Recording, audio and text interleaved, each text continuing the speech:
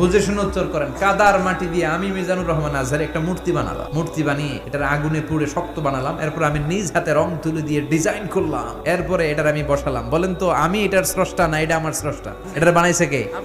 মিজানুর রহমান আজহারি এই মূর্তির স্রষ্টা। চিল্লা এখন ঠিক কিনা? তো যেটারে আমি বানালাম এটার আবার ওম নমো ভগবতী হবে? মাথায় ধরে না।